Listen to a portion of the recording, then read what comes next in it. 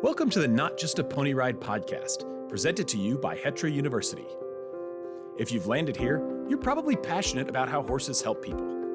This podcast is for anyone who helps others experience the benefits of horses or those who have experienced it themselves. If you're in the equine assisted services industry, we're here to help you. If you're here just to learn more, you're in the right place. Welcome to your community of like-minded people where you will hear stories, education, science, and explanations about how what we do is so much more than just a pony ride. And now, from the Hetra campus in Gretna, Nebraska, here's your host, occupational therapist and CTRI, Katie Ott. Hey everyone, welcome back. Today I have a new profession on that we haven't had before, speech-language pathology. So we have the pleasure of listening to Terri Hutchison, who is a speech pathologist in San Juan Capistrano, California. So she has her own private practice called Life Spirit Speech, and she also partners with the Shea Center for Therapeutic Riding there in California as well, to offer speech-language pathology utilizing hippotherapy. So today she's going to tell us a little bit about what types of clients she sees, what activities she really likes, and how she reaches her clients from a speech-language pathologist while on the horse. Enjoy. Thanks for joining me, Terri. Nice to be here. Well, why don't you tell all of our listeners a little bit about you and what your profession is? Okay. Well, my name is Terri Hutchison. I'm a speech-language pathologist. Excuse me. I've been practicing for 20 years, and I have a clinical practice called Life Spirit Speech in San Juan Capistrano, and I also partner with Shea Center for Therapeutic Riding, and that is where I have incorporated hippotherapy as a treatment tool in my speech and language services. Fantastic. I'm excited to pick your brain a little bit today from the speech and language side of things. So I am an occupational therapist, and at Hetra we have OTs and we have physical therapists as well. And we have some speech pathologists that consult with us, but we don't, as of right now, have any on staff. So I'm excited to get to talk with you a little bit today. So why don't you tell me a little bit about kind of your journey and your early years of finding hippotherapy? Okay. Well, I have been a person who has loved horses since I was a little girl, and my daughter as well loved horses, and we started riding together. She was doing the jumping, show jumping, and the barn that we were next to was located next to the Shea Center. So that was kind of special, and I didn't really know about hippotherapy or what it was. And my daughter and I were in a summer camp that my friend was holding with horses, and there were typical peers, and there were two children in there, one with severe apraxia of speech and one child with autism. And we were helping with the program, the summer camp. And during that time, I really noted how all of the children worked together with the two other kids that had some difficulties with communication. And the horse was kind of this vehicle where they were all engaged together. And to me, I saw that as a pretty amazing tool for social pragmatic disorders. So I started thinking, wow, I'd like to see about adding this into my practice. And after I did a little research, I realized that hippotherapy has been around for quite some time. So that's how I started getting involved in it. I did start on my own. I purchased a little pony, and I had a few horses that my friend had. And I had my first client with autism. He was 5 years old, and just kind of started working with it before I even pursued training. So that was kind of the beginning of it. So now you find yourself still in your private practice as well as working in part with the Shea Center. Is that correct? Correct. So they have a medical team, and that would consist as well of PT and OT. And then I have partnered with them. I have my clinic located in their center. So all of the speech services go through me, and I'm so blessed to be able to be part of their facility and all of their horses and everything. So I provide the therapy there with the speech. Fantastic. About how many clients are you seeing a week right now? For me, about 20 with hippotherapy. So do you do primarily treatment by yourself, or are you doing some co-treating like with OT or PT? Primarily by myself. We do a lot of collaboration between the OTs and PTs. We have co-treated before, especially occupational therapy and speech has been fabulous. To be honest with you, if we could co-treat more often, I think that would be even more beneficial to our patients. Let's talk a little bit about what the benefits are. So, from a speech and language perspective, what are the benefits of seeing people mounted in hippotherapy versus in a clinic? Okay, well, there are so many, but one of the things that I find the most effective is when I have those patients in the clinic, and many of my patients are children, and they have a difficult time focusing with their arousal, and they're the constant movers, moving about the room, grabbing things, pulling things out, and not really playing appropriately or able to focus on speech targets. So when I put them on the horse, I am able to really set their attention through the movement of the horse positively. I mean, occasionally I have kids with some significant behaviors, and usually I can modify the horse's movement by correcting their behavior and gaining more focus. Yes, I think that's a huge piece of what we do from all standpoints, OT included, that having that horse provides just that enough input that we can start to see that increase in focus and attention and that sort of thing. It's fantastic. What types of diagnoses or what types of skills, I guess, are you working with? Oh, so many different. I mean, I have children on the autism spectrum. I have 2-year-olds working on beginning language development. I've had a few individuals with stroke. So basically anybody that has a need for improving their communication. I have nonverbal communicators that also use AAC devices that we also include while they're on the horse. So it's pretty incredible. I mean, I keep finding new things to do. And it doesn't always have to be mounted. We also do unmounted activities too. What's your favorite unmounted activities to do from a speech perspective? Chopping carrots, putting them in a bucket, going around and feeding we have 40 horses. So feeding the horses, we talk about, there's just so much language, a lot of language. And the kids are just so motivated and mesmerized by these animals in just so many ways. So I can offer a lot of really rich language opportunities versus being in a clinic and using picture cards and such. It's just very natural. Yeah, the barn is a language-rich environment, especially when we start to consider all the volunteers that are helping us and, all of the different people and animals and things that we can look at and talk about. It's really, really endless. I have a question. So sometimes specifically for my kids on the autism spectrum, I wonder about being in the barn and then their regular life at home. And when we're talking about language, there are quite a few different terms, obviously, in what we do that are different than what they would do at home, right? Like we're saying things like walk on, or we're saying things like, trot or whoa, or whatever it is. So from your perspective as a speech pathologist, is it better to start to work with our participants on more commonplace terms like go and stop and fast and slow and that kind of thing? Or what's your perspective on that?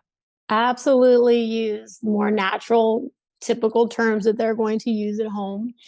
Yeah, I very rarely, I don't even use the term walk on, but it's always go, or, I talk about the horse itself, the names, or go horse.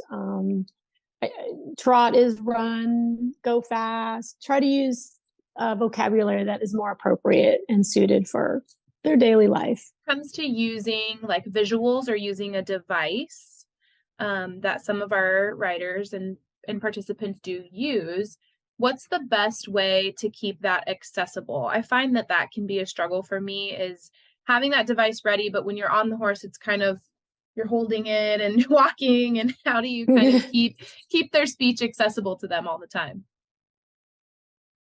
Oh, that's such a good question. And it's so important because that's their language. If we don't really have it accessible, then they're not able to use it naturally. And to be, if we're holding it down and then they want to say something, they can't. So I have really kind of struggled with that for years. And I have found mounting systems that I have attached it with. If it's an iPad that has the ability to clip on, I have a little kind of Velcro, sort of a Velcro case that I actually attach it to the surcingle and a neck strap, so that they actually have it and they're accessible. It's accessible. I also use, just your kind of basic choice boards, and I can slip that laminated choice board underneath the surcingle, and then they have access to that right in front of them.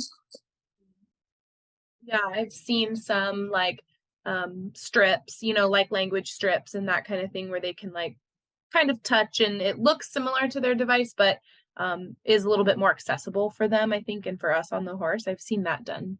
Yeah, it can be a process. I've actually keep thinking I'm going to make something and and it's going to be right, but I just haven't been able to put enough time and effort to get it perfect. Yeah, that's the thing with us therapists. I feel like we're always making things and adapting things and making things so that they're easier for our patients to use and do. And Right. And also, my volunteers are fantastic. And so my volunteers are there to support and help. And my volunteers are definitely there, and they do help assist with the device and having so the patient has the access for that device too. This episode is sponsored by Stable Moments. Did you know that there are over 400,000 children in the United States foster care system? Most of these children have complex trauma needs, which makes them ideal candidates for equine-assisted learning programs. If you serve or want to serve children in foster care, Stable Moments has a plug-and-play program model utilizing community mentors and equine-assisted learning to develop life skills and heal developmental trauma. With their online certification program, you can become certified in this model and start serving kids by next season. What's even better is the program can be funded by Department of Children and Families, and the mentors are all volunteers. To learn more, head over to stablemoments.com and check out their free webinar, Healing Trauma with EAL and Mentorship. OT and PT are very much concerned with balance and position, and we're always working on posture and strength and all of these things, because that's the body systems that we're working with. And speech obviously does too, because body, posture, position, all of that matters for speech generation and that type of thing. So my question is, do you have any advice for speech therapists that maybe aren't as hip in the equine side of things, and so might have to start learning some of these body systems and posture and position, and how do we influence the horse and the rider and all of that on top of what they're already doing with speech therapy? Does that make sense? Oh yeah. I have trained quite a few speech pathologists in hippotherapy. And it's tough because that's not really something that we really studied in school. And I think one of the best things in a speech with up and coming or SLP that wants to get into this, for sure, to go through the trainings with American Hippotherapy Association and as well PATH, excuse me. But being able to really observe and really participate, volunteer at a center, work with the PTs, the OTs, watch, spend time with them, learning a lot of those types of things too is really helpful. That's helped me over the years. And I learned a lot when I co-treated as well. Yeah, of course. Yeah. So that's kind of where I think we have always tried to fill the gap, is where our speech language pathologists are working with us more in a co-treat type of a situation versus working independently. I think just because that bridging that gap has always took a little bit longer, but always really obviously worth it for safety and for the ideal treatment that we want to do, right? Yes. And I keep learning too. Been doing this a long time. I still learn. So are you involved with AHA and PATH both? Well, I have my certifications in both. I think that both AHH and PATH have so much to offer. I mean, definitely PATH. It's funny, it was actually called NARA when I started, before it became PATH. When I first did that certification, I was a little frustrated because it was more about riding instruction. And I didn't know about American Hippotherapy Association. And so when I found them, it was more geared towards our disciplines, PT, speech, OT. But now both entities are just amazing tools and teach us so much and keep us safe. And they're both important. So I just think anybody that's going to do this needs to go and get that certification. I think that I'm certified as a CTRI, and then I'm also an OT. So wearing both of those hats can be tricky, but I do think going through the CTRI process with PATH, even though they are geared more towards, the writing lesson and the adaptive writing side of things, really gave me a more holistic approach to my therapy practice, kind of, integrating some of those, writing skills where it's necessary, and really teaching a safe, well-rounded lesson. It taught me a lot. It's been an amazing tool for me, to be honest with you. And a lot of, I had a child on the spectrum, high functioning child, who also had pretty impulsive attention deficit disorder. And we got him to the point where he was riding and, believe it or not, cantering. And I used the horse quite a bit to teach him perspective taking, being aware about his actions and how it affected the horse and how that transfers to others. So in that case, we did a lot of riding, and he really learned what it was that he was doing at that very moment was affecting the horse, because the horse does live in that moment. It was a fantastic therapy tool that I used. So I'm really happy that I had those certifications from PATH and being able to do that with because I have my as well, the training of the CRTI. Yeah. So that you can work on even those higher level social, type skills, and those sort of things are great. The arena is a great place to learn those things with the partnership of our horse, for real. Tell me a little bit about maybe some of your favorite activities that you do mounted for different types of learners. Oh, well, let's see. We play a lot. I'm kind of goofy and silly, but having the child on the horse, we do a lot of position changes, as well as position changes work a lot on location terms and body awareness, and talking about what we're doing and what we're going to do, sequencing as well, but also using a lot of fun toys and balls and things. I love playing catch, and that's a tool that I use a lot with kids. Throwing, it's a great tool. And bubbles. I use a lot of bubbles with the horses, and my horses are amazing. They accept and tolerate bubbles flying all over. So I use all sorts of tools, all sorts of toys that I would use in the clinic while the kids are mounted. And it just depends on their goals and where we're at with what we're working on. It can be articulation, it can be language.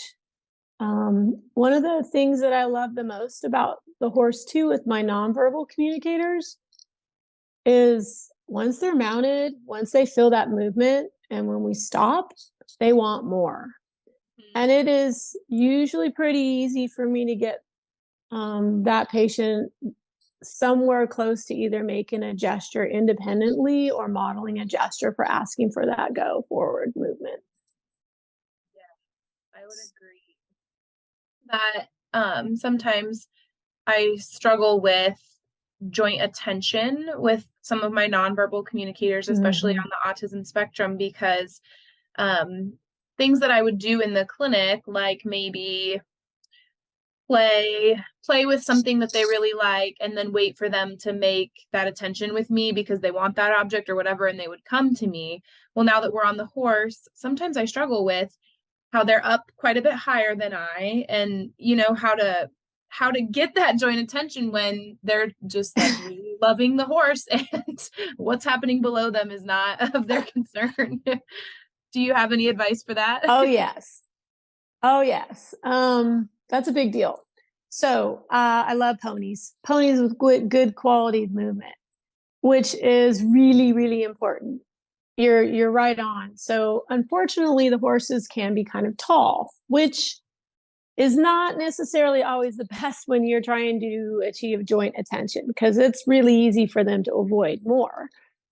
So I can't always have the height that I want with a horse, but I do really work with is the ponies that the 13 to 14 hand horses that can, I can have that eye contact and that level that is more effective of gaining that joint attention.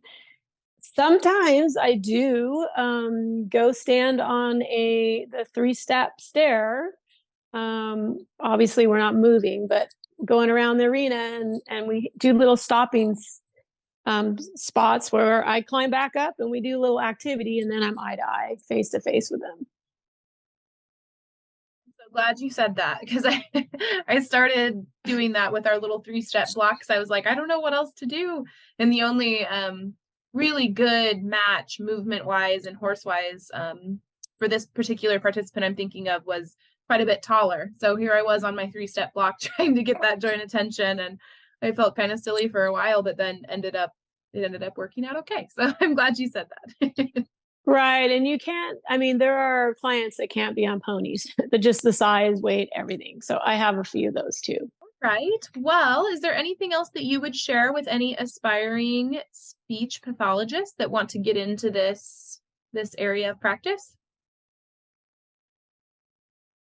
Oh my goodness, yes. We need you. We need more speech pathologists that are trained and want to participate using hippotherapy as a treatment tool. It is one of the most amazing tools.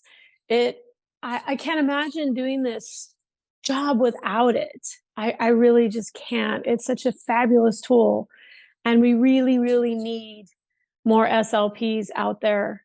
So I encourage all of the people that are interested, at least people that like animals and horses. It's just an amazing tool.